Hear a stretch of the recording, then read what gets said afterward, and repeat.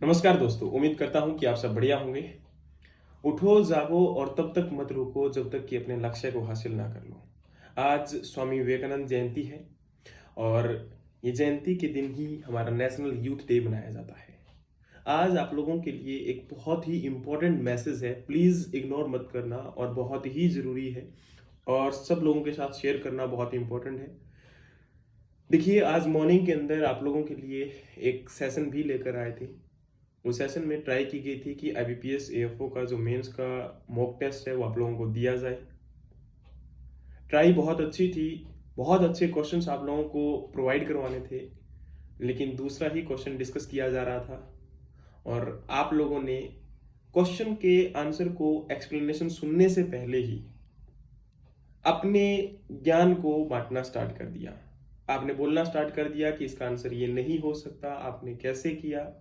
Even though I was explaining the question, even though I was explaining the answer, देखिए आज youth सबसे बड़ी problem यही है कि हमारे पास सोचते हैं कि ज्ञान बहुत ज़्यादा है। छोटी सी चीज़ के बारे में हम लोग पढ़ लेते हैं तो हम ये सोचते हैं कि इसके बारे में सारी नॉलेज आ चुकी है। देखिए, इस लाइफ के अंदर कोई भी चीज़ एज इट इज़ नहीं होती, उसमें एक्सेप्शंस भी होती हैं। हमेशा प्रैक्टिकल चीज़ों में कई प्रकार के एक्सपेरिमेंट हमें देखने को मिलते हैं।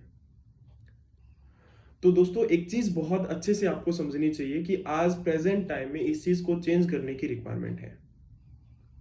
मॉर्निंग में मुझे भी गुस्सा आ गया था, नहीं करना चाहिए था क्योंकि आप बच्चे हैं, गलतियां कर सकते हैं और हमें इस चीज़ को अंडरस्टैंड करना चाहिए।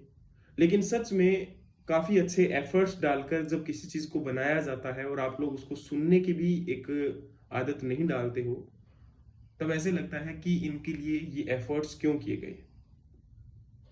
कल इसी प्रकार से अगेन वही मॉक टेस्ट आप लोगों के साथ डिस्कस करूंगा, लेकिन कल का सेशन जो है वो इवनिंग में रहेगा।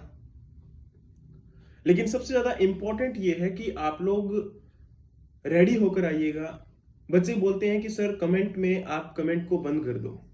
देखिए, कमेंट को बंद करने से काम नहीं चलेगा।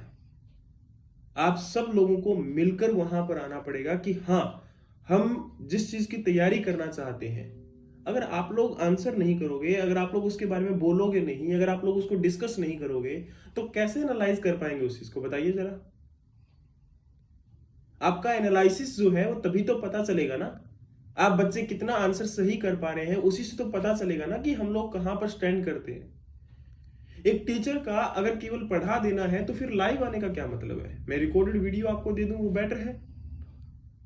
लाइव का मतलब ही यही होता है कि हम लोग आपस में कुछ चीजों को डिस्कस करके उसको शॉर्ट आउट करें। एक चीज को थोपना होता है, वो अलग चीज है।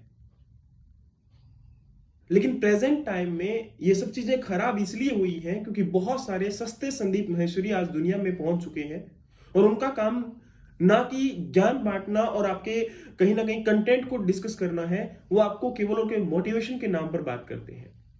मैं ऐसा नहीं कर सकता हूं, मैं मोटिवेशन चीजें नहीं आपको प्रोवाइड करवा सकता, लेकिन एटलीस्ट आप लोग जो कर रहे हैं, और ये फैक्ट है, ये हुआ है, और उस चीज को डिस्कस करना बहुत इंपॉर्टेंट है आप लोगों के साथ, क्योंकि आप लोग ही हैं जो कि इस सेशन के अंदर मेरे साथ बैठे होते हैं।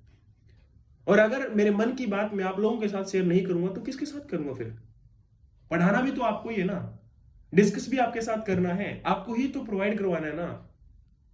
कंटेंट बहुत ऑथेंटिसिटी के साथ बनाया जाता है, कंटेंट बनाने में बहुत टाइम लगता है, उसके ओरिएंटेड एग्जाम के ओरिएंटेड क्वेश्चन निकालने में बहुत टाइम लगता है, पर आप लोग उस चीज को सुनने का थोड़ा सा पेशेंस बनाकर रखें, सुनने के लिए आदत डालें, उस चीज को देखें कि हाँ है क्या।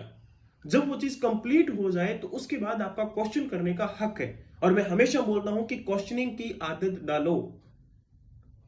जब तक आप क्वेश्चनिंग करने की आदत नहीं डालोगे तब तक कोई फायदा नहीं होगा। आज यूथ डे के दिन भी कहीं ना कहीं मैं आपको इतना बोलना चाहता हूं क्योंकि यूथ सबसे बड़ी पावर है।